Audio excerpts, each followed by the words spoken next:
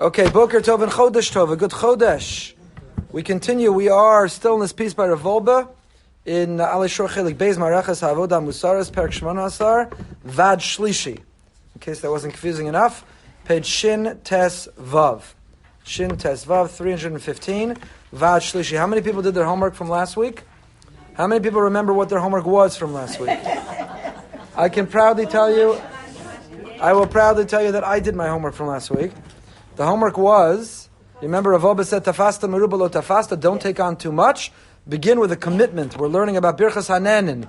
We're learning about how brachos transform us. 100 a day, 100 times a day. Hashem says, text me, check in, let me know that you know I'm here. I want to confirm that you're living with a presence, a mindfulness of my existence. So we do it 100 times a day. And Rav Wolbe said, I'm not assigning you 100 times a day to do it with kavana. That'd be lovely. Be nice, it's the ultimate goal, but start with a little bit. And if you remember how he defined what the little bit was, nobody remember. We could just learn the same thing every single week, and we'd be good to go. I'll just repost this. In fact, I'll just put the recording. I won't even come.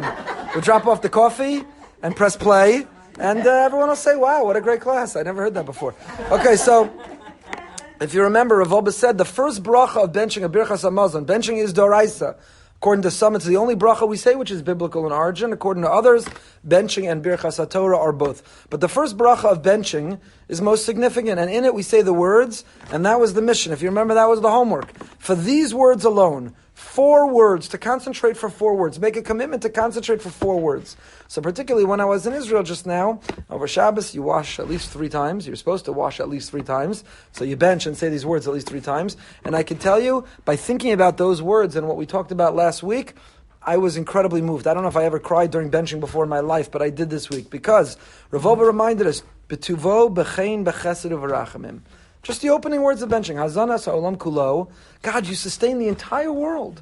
The whole world. B'tuvo, with your goodness, with your chein, with your chesed, with your rachamim. And Rav Wolbe's insight from last week was that when we say those words, it's not just about that particular morsel of food. You're not just benching over the kazayas of bread. It's not that you ate the minimum requisite of bread. What are you benching over? The bread, breaking bread with others, experiencing a meal. It's not just about the food you ate, it's about the ambiance. It's about every component of it. B'tuvo b'chein b'chesed v'rachamim. So just to give you an insight into what I thought about was, wow, Hashem invented planes and I was able to get halfway across the world and attend my nephew's bar mitzvah. Here I am with a few of my children. Here I am with my family. Here I am with a simcha, that our family zocha for a simcha, that kenai nahara, people are healthy, grandparents are here. B'tuvo b'chein b'chesed b'rachamim. It's not just the challah, which happened to have been delicious. My sister's neighbor makes it. She makes the best challah. But it wasn't just, other than my wife, after my wife, it wasn't just the challah that you're saying the benching on. Every time you bench, b'tuvo, b'chein, b'chesed, b'rachamim. Wow, I have a dining room table. Wow, I have china and crystal and silver. Wow, I have a 17-course meal and people to eat it with. Wow, I'm at a simcha. I have people at my table. I go to their table. There's one. B'tuvo, it's the ambiance. It's not just the immediate.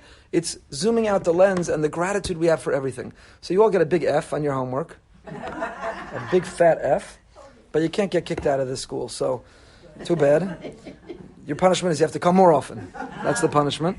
But it's your homework for next week. Is before you get to the point of concentrating on all of benching, just the first bracha. And not even just the whole first bracha. The first words of the first bracha. Hazan es ha'ulam kulo v'tvo b'chein b'chesed u'v'rachamim. The difference between saying them without thinking and saying them with thinking is milliseconds. It's fractions of a second. It's not even seconds. Certainly not minutes or hours. But the difference just transforms your experience. You know what it is to pause in benching? You say, Hazan es ha'olam kulo. You look around, you try to identify the things you're grateful for, the brachas, Hashem's chein, chesed, and rachamim. If that doesn't change your day, I don't know what will.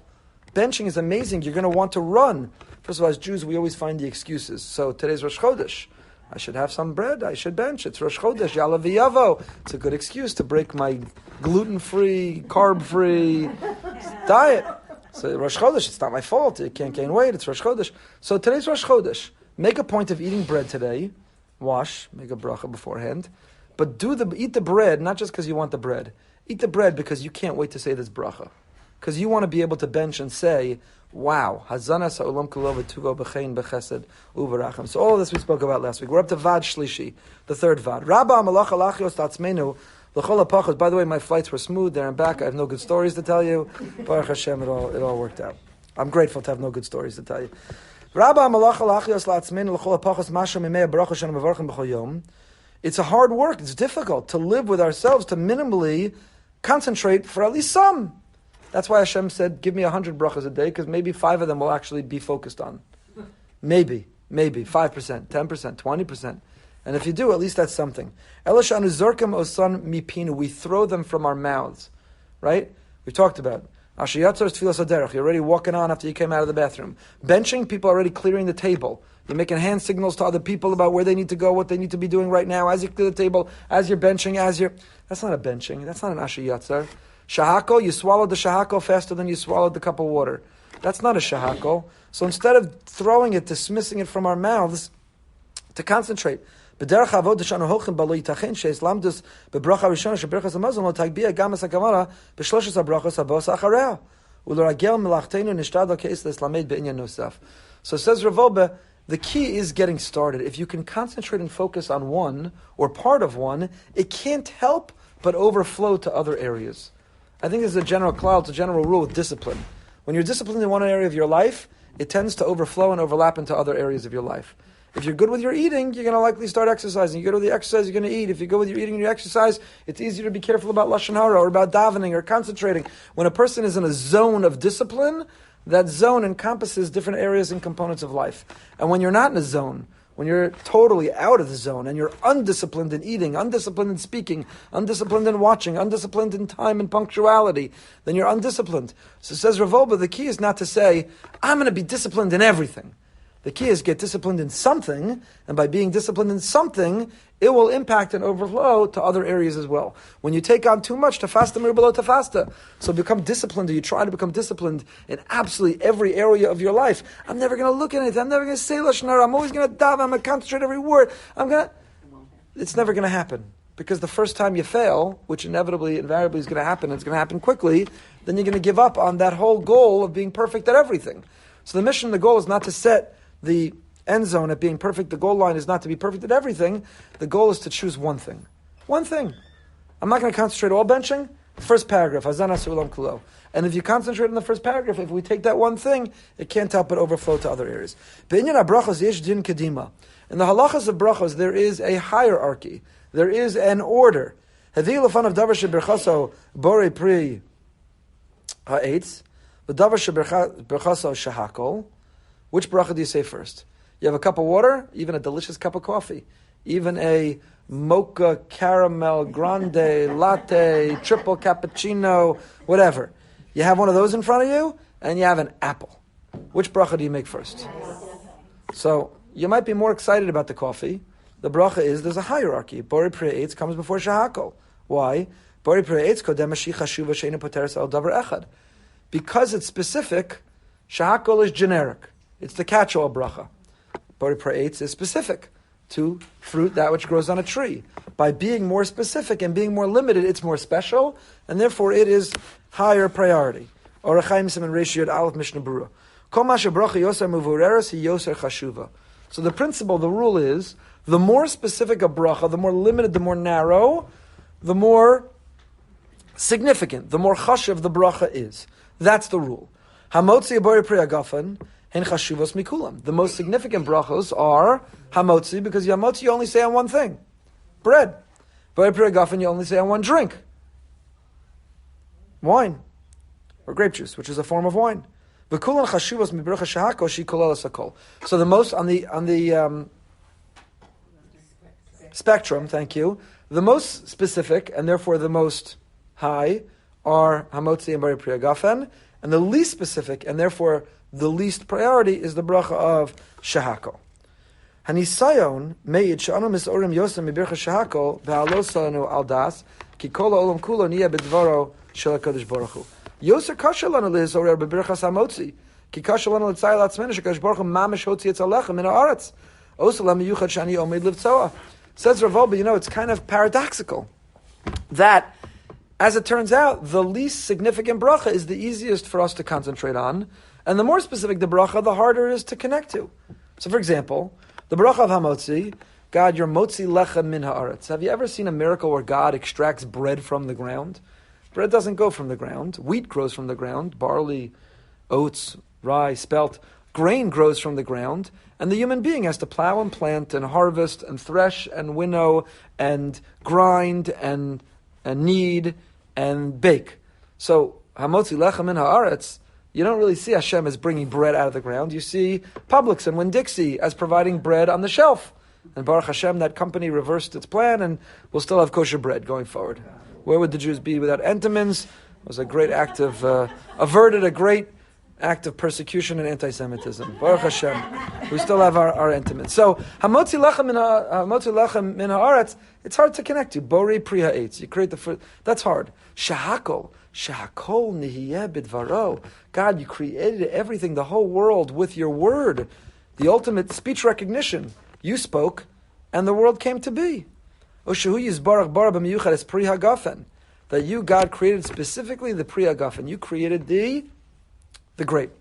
So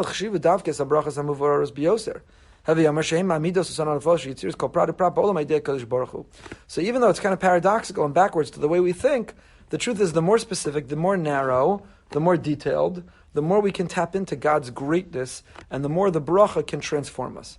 Kan yesh makom leslamed. So there's a reason here to learn. Nascha bebircha shahakol. B'shloshes hapamim harishon hashanu mevarchim osa lehizbonein baheta b'meshach kama shavuos. To take for a few weeks, let's start with shahakol, and the first 3 times you say it, to concentrate, to take upon ourselves, we're going to think about what it means. Achar kach nislam bebirchas haperes bofen zeh gam ken zman memushach v'nizbonim bezeh ki kol min prati beperes yatzim miyadav shel HaKadosh Baruch Hu. Hashem, specific. The grape was a specific choice. It grows on a vine as opposed to that which grows from a tree, as opposed to those things which grow from the ground. And each one, we spoke last week, Kadosh Baruch Hu gave it a shell, he gave it protection, he created it with its own wrapper, so that it's not impacted by the elements or by insects. Wow, it's unbelievable. He created things with their own wrapper. And on the inside of them, he created our ability to continue to have it again. Imagine you had money, but inside the money was the ability to grow future money. So you could spend the money, but you'd also have the ability to never use up the principal because you could continue to spend future money. That's what Hashem did. When He gave us the fact that these things grow from the ground and they have seeds inside them that can grow more of it from the ground and sustain us and nourish it more, He gave us. He gives money. With inside the money is the capacity to continue to grow more money so we never run out of money. Assuming we don't blow it, we don't ruin it, we don't destroy it. Isn't that incredible? So when we contemplate and think about the eights, the apple that we're about to eat, it's significant.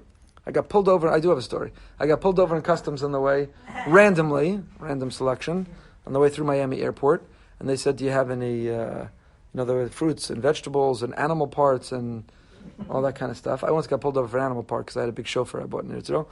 It's hard to explain why I had a ram's horn coming through the airport. But I remembered I had in my bag an apple. I had taken an apple from Israel if I got hungry to eat it on the plane. And they took away my apple because you can't bring an apple in. So I understand they take away electronics, drugs, a briefcase full of money.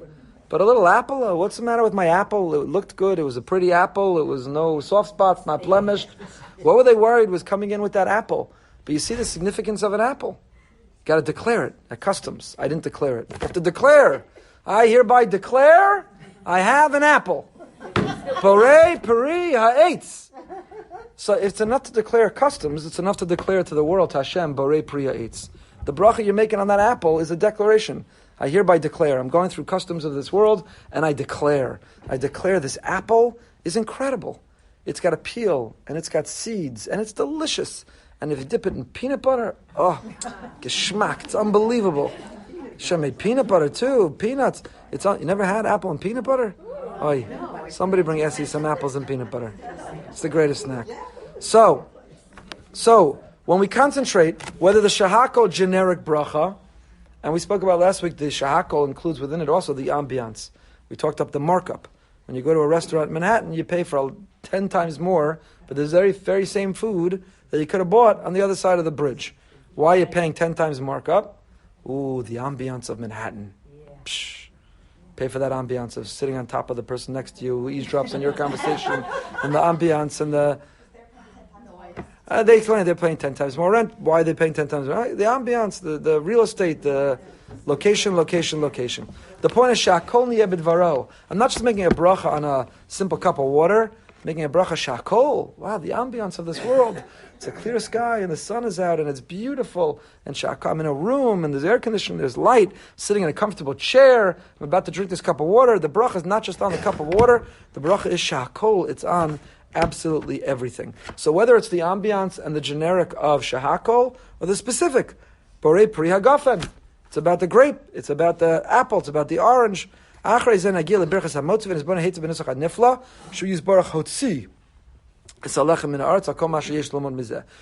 Oba is just laying out for us how he's going to take us now through this journey. Vad Revi'i, we're up to the fourth. Ready? Page Shin Tez Zayin. Old school in the flaw yeshna bebirchas hanenin.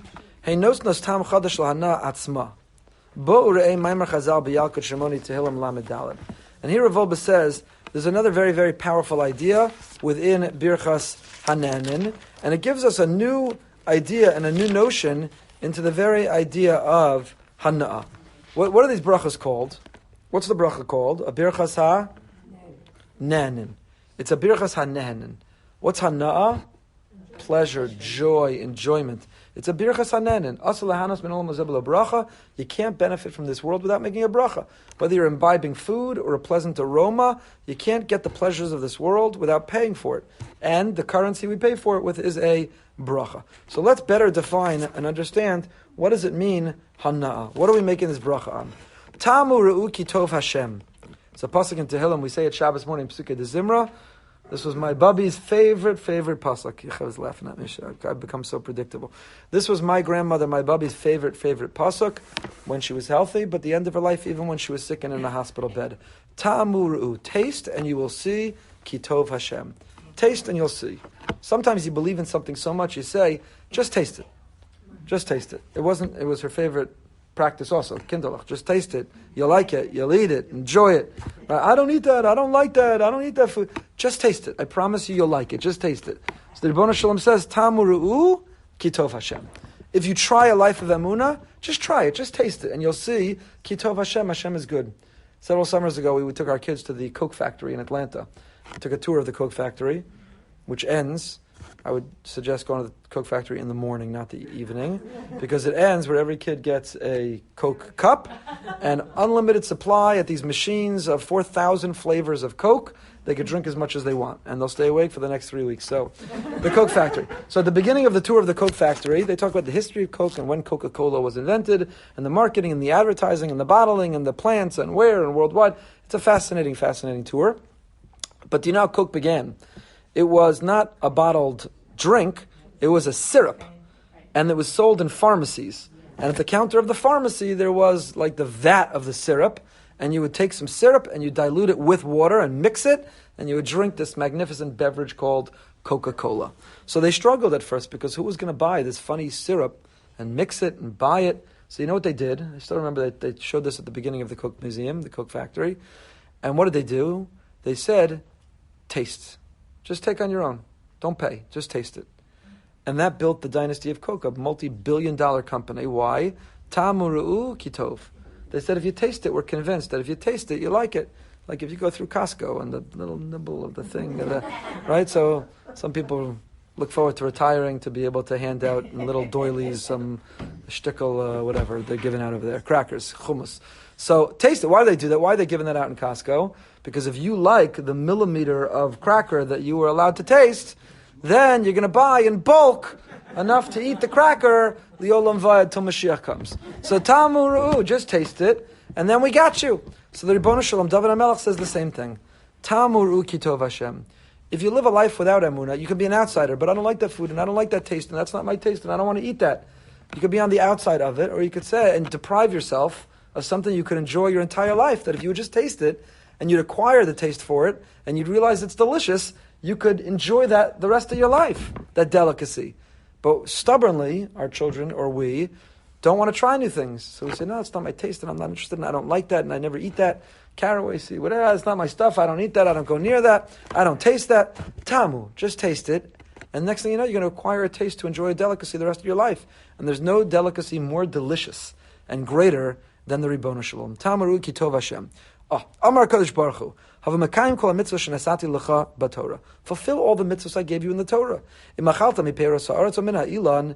If you're going to eat from the fruit of the ground, called a vegetable, or from a tree, have a mevarach alein. Shemachalta v'lo berachta ata gozel ha'peiros v'sa'ilan v'sa'aretz. Because if you eat and you don't make a bracha, you're a thief. You've stolen. You're not trustworthy. Ulemishu megadlan v'imachal adam berach hu mamlich leboron. But if you eat and you make a bracha, you've coronated God as the king. Haveitamu ru'uki tov Hashem. In other words, if you take something and you pay for it, what are you implicitly acknowledging by paying for it? Implicitly what you're stating is, it belonged to somebody else until I acquired it. There's a proprietor, there's an owner. This is someone else's space. These are someone else's things. And when I pay for it, I am implicitly acknowledging and stating, I'm confirming this did belong to that person. I validate your existence. You're the proprietor. You're the owner. You're the storekeeper. You own this real estate. And now I've acquired it. So when you make a bracha and you pay for the thing from Hashem, we are implicitly saying there's a Borei Olam. There's a creator of the world. Hashem is the Melech Malchei Amlachim. He's the King of Kings. He owns everything in it. L'Hashem ha'aretz u'mla'ah. Hashem owns the world and everything in it. Like the person owns the store and everything in it, and I have to pay for it before I take it. And when I pay for it, as I stand at the cash register and pay the cashier, I'm acknowledging Costco, Pathmark, Publix, Winn-Dixie, you exist, you own everything. It's not random, it's not chaos. I can't come and just take what I want. I'm acknowledging that there's an owner. It's not mine until I pay for it, and then I acquire it. And the same is true when we make a bracha, says the Medrash, the Yalkut Shimoni. When we make a bracha, we're not just discharging some obligation, check, made a bracha. If one concentrates on his mindfulness when making the bracha, what we're saying is, this world has an owner. The world has a proprietor. The world is owned by someone and everything in it is owned by that someone. And until I make a bracha, I can't take it. Until I pay for it, it's not mine. So the Medrash is connecting the notion of making a bracha and paying for that which we enjoy to tasting, and you'll see that there's Hashem. Zeis Ra'anan, who's the Magen Avram, Rav Avram Gambriner, writes in his commentary, Kol ha-mitzvos perish in berachta al kol davar ki ilu ata mekayim kol ha-mitzvos. If you make a bracha on each item, it's as if you fulfilled all the mitzvos. Kam kan nikru ha-brachos kol ha-mitzvos kamo b'Yerushalmi anal. So Rav Oba points out, why are we equating with making a bracha with doing all the mitzvos? V'api perish ha-zeis ra'anan nira shuv ki mea brachos in derech pratis li-yirah shamayim. So you see again from the Magen Avram that making brachos every day is the means, it's the way that we acquire Yirah Shamayim. How do you show God we know He exists? We have awe and love and fear and admiration for Him by making these brachos. B'makbil derech haklali shel tareg mitzvos. V'nei kol inyan habracha shepirish chazal kanu akdama lepasuk tamu ru'u kitov Hashem. Heve omer ayidei habracha yecholon lit'om tuvo yizbarach b'pri shenehen mimenu. Wow. Says Rav Oba, by making a bracha on what you eat, tamu ru'u kitov Hashem. When you taste the apple, you don't just taste the sweetness, the sugar, the glucose of the apple. By making a bracha, now tamu ru'u, now in the apple, you're tasting also Hashem. Tamu ru'u kitov Hashem. Kol hana v'atam hamiyuchad shela. Im ochem b'li bracha ein kan ela ma'achal tov. You see, if you eat the apple and you don't make a bracha, all you got was some vitamin. All you got was some sugar. All you got was the apple stuck between your teeth. But if you make a bracha on the apple, you didn't just extract the vitamin. You didn't just extract the sweetness. You didn't just eat a food. You didn't just taste the taste in the apple. But when you make the bracha, you also Tamar Ukitov Hashem. That's what the Medrash is saying. Because what's the connection between Tamar Ukitov Hashem, tasting or see Hashem is good, and Birchas Hanen and making brachas? What does one thing have to do with the other? That's the pshat of the Magen Avram. That's what Rav Oba is saying. Is that when you taste the apple, but first make a bracha, then you're not just tasting the apple, you're also extracting the bracha. You're tasting Hashem. What does that mean? Im ochlam b'li bracha in kan elamachal tov. Hamavarach u'mamlich esabori mizboni k'kodesh shemayim bu'ochel u'toch k'dei yizboni zu tamas ochlo hu'toim mamash es tuva yizbarach b'hanaso u'mitosefes la'amuna v'akaras chazdo yizbarach b'chol hana shu'nena min ha'olam. When you make a bracha, not only on the foods that we're obligated to make the bracha, but it reminds us that everything I benefit from, everything I enjoy in this world, I just got into my car, and it's a frigid Boca day, 55 degrees, and I have a tushy warmer in my car. I could press a button, and now I'm warm in places I want to be warm. So, wow, it's hana. You're getting hana from this world. I could move my seat backwards and forwards and tune into radio and listen to podcasts, and I have Anyone still remember when you had to wind down a window to get the window down? Now you don't have to wind down a window. Now you say, car, open left window. I was with someone the other day, my chavrusa, when there was a car outside that was honking. So he said, let me check if that's my car. I said, you're going to go outside? He goes, no, I'm going to go on my app of my car and see if my car is honking. I said, you can control your car from the app? He said, yeah, I could make the car come and pick me up. If the car were at my house and I was here, he has a Tesla, that is a fancy guy. So he says, I can tell the car to come pick me up. That's unbelievable, such a hana. Did we ever dream such a hana would exist in our lives? You tell the car, tune into this radio station, lower the left window, close the trunk, make my kids stop fighting in the back. They haven't invented that yet, that piece. That they haven't invented. But they should make like one of those limo things where if the kids are fighting, raise the barrier to the back seat. So at least I don't have to see them or hear them or eject them out of the back seat. Maybe they can invent that. Eject the passenger in the back left seat. So that they haven't invented. But think about the speech recognition and what you could tell the car to make it do. It's absolutely unbelievable, the hana that we have in this world. So what Rav is saying, what the Medrash Yalkut Shimon is saying is, if we train ourselves to be sensitive, that when we derive pleasure, we should connect the pleasure we're getting to the one who's providing it by saying thank you, then we'll be more attuned to all the pleasures that we get in life, what seem minimal, what seem that we take for granted, that seem that we don't even notice, and we'll be much more appreciative and grateful, and it will all contribute to connecting back to the Ribono Shel Olam too. If you are present and mindful when we say the bracha, and you don't just throw it out of your mouth, then it will translate and it will overflow not just to the apple, but to when you say, car, come pick me up. Everything that you eat has a physical component and a spiritual component. Everything we engage, every air that we breathe, every object that we eat, every place we go, everything we look at, everything we say, everything we do, all of our lives has a physical material component, and there's a spiritual energy and a spiritual component to it. Right? There are people who believe, and I'm not offering my own comment on it now, but the energy in the body can be moved, certain therapies, certain healing, certain pain that we have, chronic illness is the result of a blockage of the movement of energy.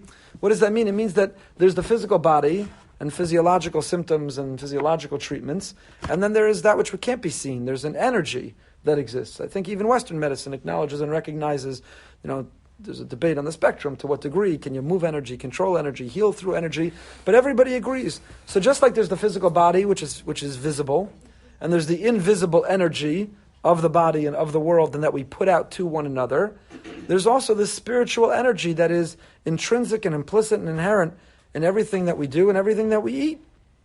And everything we eat.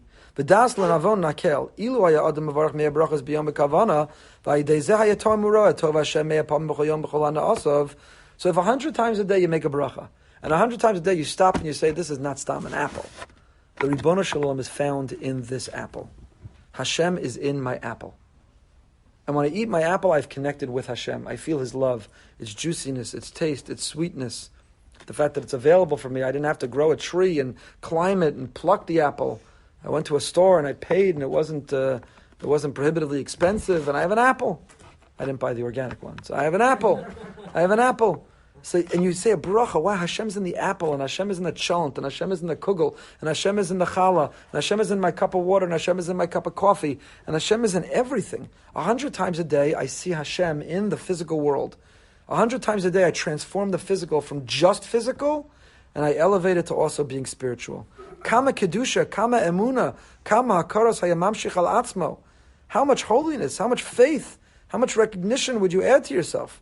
Kama yira shamayim haymitosefet v'chol yom. And how much would you add to a feeling of the presence of Hashem in our lives? Hariza mamash kilu mekayim kol mitzvos. It's mamash like you fulfill all of the mitzvos by doing this. All of the mitzvahs by doing this. So I'll tell you, I cut out because it was fantastic. But in the recent Mizrahi magazine, I think we gave it out in the lobby, there was an article by Rabbanit Yemima Mizrahi, and she spoke about exactly this, and she references this Ali Shore. And she talks about this notion This exact notion. She said they're called birchos hanen and blessings of enjoyment. Everyone benefits from your bracha. Mesilas Yesharim writes, what does she say? If you make a bracha, you will then not only be eating an apple, but consuming joie de vivre. Is that how you pronounce it?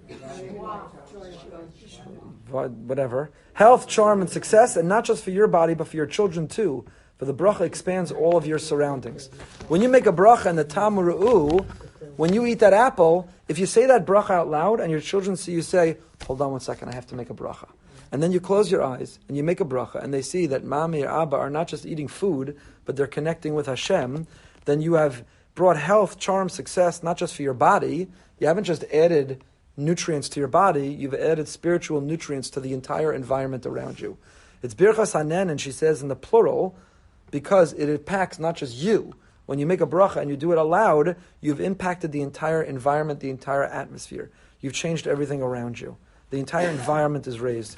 In other words, she writes, when you make a bracha at home, suddenly your son in school remembers a correct answer in his test. Your husband suddenly feels a rush of energy at work. A car brakes to avoid a child on the street. The bracha you make perpetuates the good in the world, elevates and adds to it. As Rav Chaim Volozhin writes in Nefesh HaChaim, Baruch is not an expression of request, as we're accustomed to think, it's an expression of increase and multiplicity. We receive the main novelty inherent in the month of Shvat. This was written in Shvat. We're up to Adar, but I'll tell you something about Adar in a moment. How does one make the bracha? You hold the fruit in your right hand, if you're a righty. You look at it when you make the bracha, and you put your intention into the bracha. I hereby intend to increase light and happiness in the world. When I make this bracha, I hereby intend to put this apple in my belly. It's I hereby intend through making a bracha on this apple to increase light and happiness in the world. I want to change the environment. I want to make it clean, green, better energy. I'm going to make it a better environment around me. And whether there's anyone there to literally listen so that you're impacting your children through the model that you're serving, or like she writes, however this works, that you make the bracha at home, but your kid in school does well on the test, or your husband, or your whatever, however that works. But we are impacting the entire world and the entire environment. Our brachas have cosmic implications. They're not just a heter. The bracha is not just a matir to eat the apple. It's not that I want an apple, but I can't steal. I can't just take the apple out of Publix without paying, and I can't just eat the apple. So I pay to be able to have access to the apple. It's not just I make the bracha as a form of payment, as a matir to have access to the thing. It's that I eat the apple so I can make a bracha. I eat the apple so I can make a bracha because I want to change the environment. I want my children, my family to have success. I want to bring more light into the world and dispel the darkness. All the darkness in the world comes from the lack of bracha. So when you say, Baruch Atah Hashem, the word you causes God to be present where you are as you acknowledge Him. And then instead of darkness, you feel the light in His face and His blessing upon you. If the world has darkness, we fill it with light by bringing Hashem down to this world. And then you eat, she writes, and win the lottery. I'm not going to do my Yemima Mizrahi imitation. As it says, although I'm really tempted, as it says in Birchas Hamazon, God sustains you, b'chein b'chesed b'rachamim, and with many nutrients and vitamins. And this is classic Yemima Mizrahi. Vitamin A, Ava, love. Vitamin B, bitachon, security in Hashem. Vitamin C, celebration. Vitamin D, dibur, speaking about blessing, abundance, redemption, renewal. When do we receive joy and happiness? In the bracha shakol niyeh b'dvaro. Everything came to be with His word, because this is the bracha that contains everything. We all know people, and maybe ourselves sometimes, who have everything yet are not happy. Many people are married but not happy, have children not happy, have a good living not happy. Shakol is really everything. When making the bracha, you think yourself, creator of the universe, I want to be happy with what I have and with what I don't have. Shakol, that whatever I have, whatever I don't have, niyeh b'dvaro, it's because it's what you willed. One final word about bracha, she writes from the Pele Yoetz. One should be fearful of putting something in one's mouth without a bracha. If one steals from a king, the punishment is death. How much more so if one steals from the King of Kings by not saying a bracha. Food and drink are food for the body, brachas are food for the soul, which spreads abundance on your eating and drinking. Because man cannot live on bread alone, only from everything that emanates from the mouth of Hashem does man live. In other words, it is the bracha, the blessing, not the eating, that gives us health and life itself. So we make the mistake of thinking, I need to eat to live. I need to eat. If I don't eat, I'll malnourish and I'll die. I need to eat to live. And the bracha is the means by which I make it permissible to eat. And she writes, as Rav Wolbe is saying, is that you have it all backwards. It's not true. In order to live, you need to make brachas. What obligates the bracha is eating. So you eat, so that you're obligated in the bracha, because making the bracha is what gives us life. It brings light into the world. It nourishes us. It sustains us in the ways that really count, and in the manner that helps us achieve the immortality. So I'll tell you, this is the entire mission of what we're trying to accomplish right now in the Heliga month of Adar. We'll end with this. Today is Rosh Chodesh Adar. I heard it quoted from two people so far, that Lubavitcher Rebbe of blessed memory said, when you have 2 Adars, so then you have 60 days. And when you have 60, you know that something that is that is different than what it's coming into is batal b'shishim. It's nullified in 60. So even if you have a bad day or a sad moment, because this year we have 60 days of Adar, there's 60 days. So if there's a moment of sadness or a sad day, it's batal b'shishim. It's nullified in the 60 in the shishim. Okay, so today is Adar. Today is the first day of Adar, and we're supposed to feel simcha. And the question is, I just said this in the 10 minutes of meaning also, the question is, I don't understand. So I open my calendar that I got from the Jewish Funeral Home, or open the calendar app that I have on my phone that tells the Jewish calendar, and it says, 1st of Adar, and it says on the to-do list for today, Bi B'Simcha. What changed in my life from yesterday? Yesterday I was sad, so today my calendar told me to be happy, so I'm happy? Nothing on the calendar changed. Nothing is different. Nothing in my life is different. So how do I find happiness just because the calendar said so?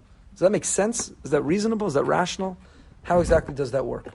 So the Me'or Einayim, the Chernobyl Rebbe, Rav Menachem Nachum of Chernobyl, he writes the following. He says, Adar, the month of Adar, stands for Aleph Dar. Aleph, the one and only, is Hashem. As we say in Shema, Hashem Elokeinu, Hashem Echad. There is one singular God. Aleph. How do we achieve simcha? How do we arrive at B'simcha? When Adar, when Aleph Dar, when Adar, when Aleph Dar, we achieve simcha. You want to live a life of happiness, then bring Hashem down here into this world, bring Hashem down into your life. You know what the source of sadness is? Anxiety, fear, anger, jealousy, envy. It all comes from not feeling Hashem in life. Why am I envious? Because I think I deserve, I want. I'm jealous of what they have instead of realizing Sha'akol Niyeh B'Dvaro, that whatever I have and don't have, it's for a reason, it was by design, this is what was meant to be. Why do I get angry? Because my ego gets in the way and I have different plans than the way Hashem is orchestrating things. So it's a great act of rebellion to God. I'm worshiping an idol. When I think that I'm in control, I get angry. Whatever the quality, the negative quality that's bringing me down and making me sad, it is rooted in not feeling Hashem in your life. When we feel Hashem in our lives, then we're able to take a deep breath and relax. Everything's for a reason. Everything has a plan. As uncomfortable, as difficult, as challenging, as unfair as the world is. I'm not saying to be happy with the pain, the suffering, the challenges of the world. There's real pain, there's real loss, there's real suffering, there's real injustice. But it means that we have the strength and the courage and the resiliency to confront it and to endure it because we know it's not random. It's not by chance. Adar, Aleph Dar. There's a God, and He not only knows about our lives, He's involved in our lives. He's orchestrating and choreographing our lives. He influences our lives. He loves us, and we love Him, and that everything that happens, nothing is random. And when we can feel Aleph Dar, Adar, when we feel the sense of Amunah and faith in Hashem, then we have nothing to worry about. Aleph Dar, that's our entire mission. I say every year, I've said it in this Munish year before, that's we're not having Purim till next month, till the second Adar. But we read Megillas Esther. Our mission in Megillas Esther is to be Megala V'Nistar, to reveal that which was hidden. Hashem's name doesn't appear in the Megillah. You want to read the Megillah with no Adar, without Aleph Dar? You want to read the Megillah that was all chance and random and happenstance and coincidence? You could read it that way. You could read it as a string of events that there is no God. But our mission as Jews is Megillas Esther, Megala V'Nistar. We're supposed to read the Megillah and see Hashem in the story. Read between the lines and realize there are no coincidences and nothing is random, and see Hashem's hand in the unfolding of the story of Purim. And what's true for the Megillah and Purim specifically is true for all of our lives more globally. To live our lives where we read Hashem into the story.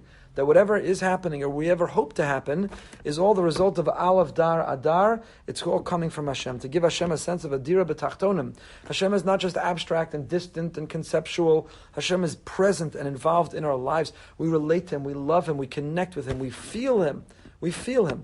You remember when we learned the Chazon Ish in Emunah B'Tachon, he wrote, if you really live with Emunah B'Tachon, then you're not going to be ruthless with your competitors. You'd be willing to help them.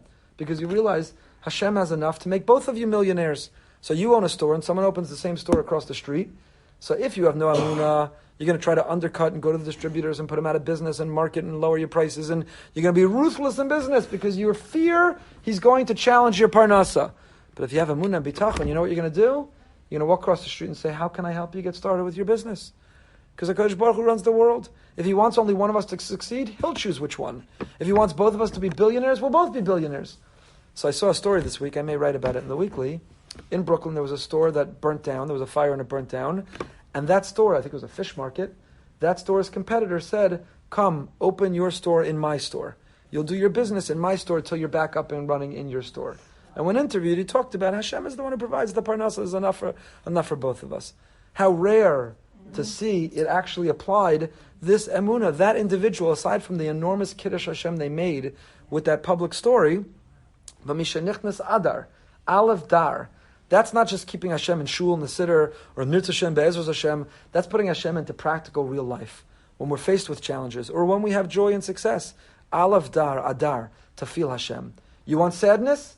Leave God out of the picture. Push Him away, knock Him out, think about you're on your own, be bitter, angry, resentful, and think that you're independent, everything's on your own.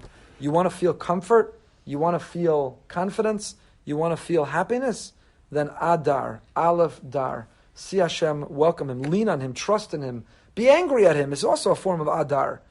You're also bringing Hashem down to this world when you love Him and care about Him enough to be angry at Him and disappointed in Him. That also shows Hashem that you believe He's here. That's also adar, and what you'll feel better about. So misha nichnas adar, it's not just because the calendar says it's adar, bi b'simcha, it's because aleph dar, living lives where we welcome God in, enables us to feel lives of simcha. I'll tell you one last thing to close. The pasuk says in Tehillim Pei Aleph, Lo yeh b'cha el zar, don't have among you a strange God. That's what the pasuk literally means. Don't have among you a strange God. So what does it mean, a strange God? The Kotzker Rebbe is a great Kotzker. Kotzker said, it doesn't mean don't have among you a foreign God, as in some other deity, a counterfeit deity. It means the God, the true, authentic, real God, don't make Him an El Zar. He shouldn't be a stranger in your life. Don't let Him be a foreigner, an outsider, a stranger who you never talk to, who you don't recognize, who you never spend time with, who you don't meet with. Lo yeh b'cha El Zar. Don't have among you a God who's an outsider, who's foreign, who's a stranger, who you don't recognize Him.